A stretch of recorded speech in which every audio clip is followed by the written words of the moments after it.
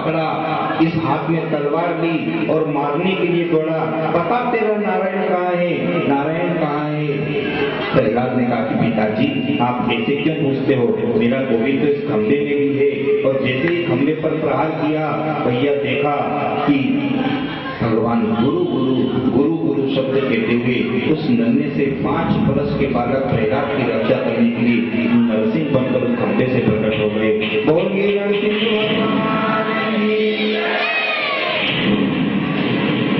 और पैर पर पटक लिया और उसको मारना चाहते हैं। हिरण्यकश्यप बोला तुम मुझे नहीं मार सकते, मैंने ब्रह्मा जी से वरदान प्राप्त किया। जरा बता तो सही तुम्हें कौन से वरदान दिए? मैं ना सुबह मरूंगा ना शाम को मरूंगा। अच्छा बता कौन सा समय चल रहा है कि ये ना तो सुबह है ना शाम है, लेकिन फिर भी तुम मुझे नहीं मार सकते, क्योंकि मैं ना अस्त्र से मरूंगा और न शस्त्र से मरूंगा। तो भगवान ने अपने नाखून दिखाए और कहा कि ये क्या अस्त्र है या शस्त्र है? वो बोला ना ये अस्त्र है न शस्त्र है, फिर भी तुम मुझे नहीं मार सकते, क्योंकि मैं ब्रह्मा जी की सृष्टि में उनके द्वारा बनाए हुए किसी भी प्राणी से नहीं मर सकता। तो हिरण्यकश्यप तू जरा ये बता कि ब्रह्मा को मैं बनाता हूँ या ब्रह्मा मुझे बनाता है? फिर भी तुम मुझे नहीं मार सकते। 12 महीनों में मैं किसी भी महीने में नहीं मरूंगा। अच्छा अब तू ये बता कि अब कौन सा महीना चल रहा है? अब चल रहा है पुरुषोत्तम मास। मेरे तेरे लिए 13वां महीना बना के 12 महीना छोड़ के वो पड़ा गया। 13वें महीने में तुझे मैं मारूंगा। और भैया कहते हैं कि भगवान ने उसको नाखून से उसका वध कर दिया और उसकी आंखड़ियों को निकाल करके अपनी गर्दन में डाल दिया और प्रहलाद को हृदय से लगा लिया, खूब प्यार किया, खूब स्नेह किया और भगवान अपने हमको चले गए। जैसे प्रहलाद की रक्षा मेरे गोविंद ने की, मेरे गोविंद हम सब भक्तों की रक्षा करें, हम सब लोगों की लाज रखें। अब यहाँ केवल एक प्रश्न उठ करके ये आता है कि क्या पहले खंबे में से भगवान प्रकट होते थे, आजकल क्यों नहीं होते? पहले भी तो होते थे खंबे में से प्रकट, आज क्यों नहीं होते? भैया भगवान तो प्रकट होते हैं, लेकिन उनको प्रकट करने के लिए प्रहलाद जैसा पुत्र चाहिए जो आज उपस्थित नहीं है।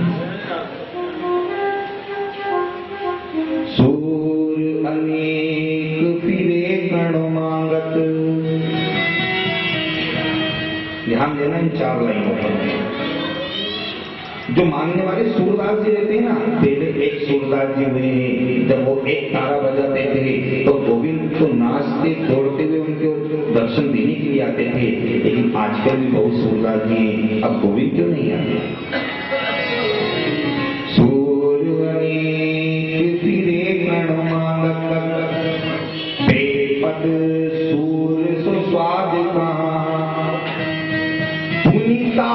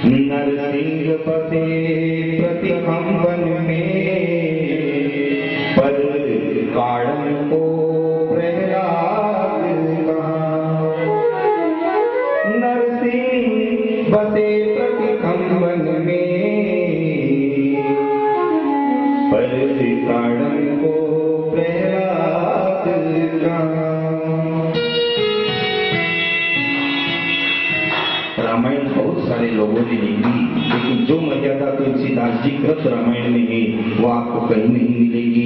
मीरा जैसी चाह आजकल की माता बहनों में नहीं है, नहीं तो मेरे गोविंद को उनसे मिलने आना पड़ता है।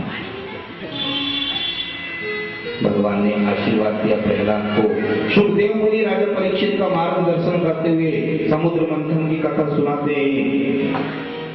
उसके बाद गज और ग्राह की कथा सुनाते हैं, राजा बलि की कथा सुनाते हैं, और सब कथा सुनाते सुनाते सूर्य वंश पर हम आते हैं। मात्र 10 मिनट बाद भगवान को लेकर जाने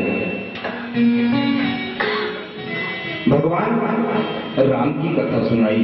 दशरथ जी के 3 रानियां हैं, लेकिन 60,000 वर्ष की इनकी उम्र है और एक भी बेटा नहीं। आज जब दर्पण में अपना मुंह देखा तो कान के यहाँ पर बाल सफेद दिखे। चिंतित हो गए दशरथ जी, वशिष्ठ जी की शरण में गए और जाकर के प्रार्थना की कि गुरुदेव 60,000 वर्ष की मेरी उम्र हो गई, मेरे यहाँ पुत्र नहीं है, मेरे राज्य को कौन संभालेगा? वशिष्ठ जी ने कहा कि श्रृंगी ऋषि को बुलाइए और पुत्रेष्टि यज्ञ कराइए। जब पुत्रेष्टि यज्ञ हुआ तो अग्निकुंड से अग्निदेव खीर का प्याला लेकर के प्रकट हुए और राजा दशरथ को